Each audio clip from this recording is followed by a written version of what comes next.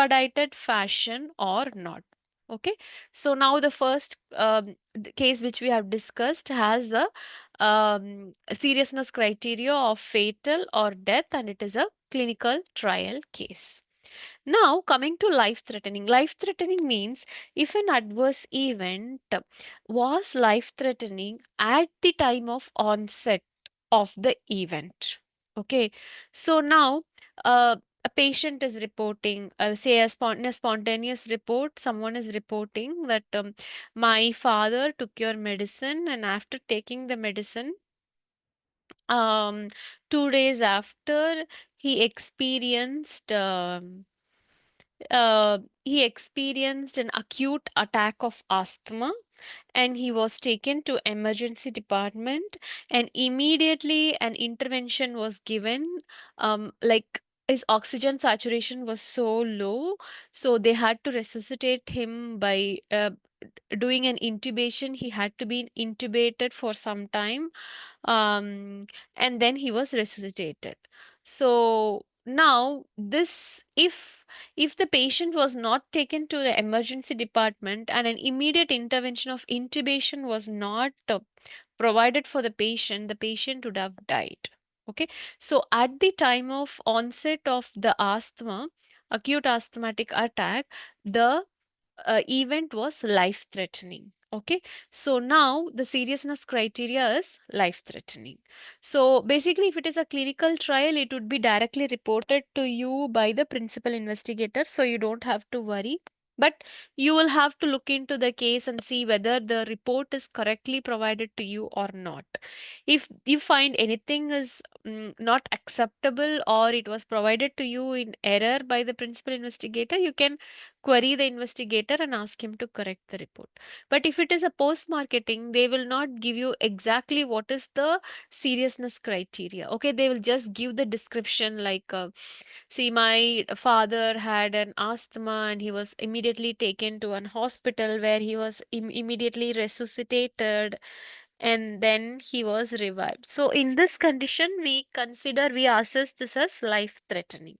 So it is our PV judgment to assess this as life threatening. Okay, so this event should be considered as life threatening based on, like, it should be life threatening at the onset of the event, not that it can become life threatening if left untreated. Okay, say if suppose there's someone saying, like, someone is giving you a report, say post marketing report, they're telling that my mother took your drug and 2 days later she developed diarrhea, she was dehydrated, and then she was hospitalized. Okay, so now what is the seriousness criteria for this case? Can anybody tell me? It's Yes. hospitalization. Yes, very good. Hospitalization, because the his mother was hospitalized due to diarrhea. Okay. Now, any other seriousness criteria can fit this? Do you think life-threatening can fit this event of diarrhea? No. It cannot No. fit. But if she was not hospitalized, okay, she had diarrhea and she was dehydrated. If she was not hospitalized, can this diarrhea become life-threatening event? Yes.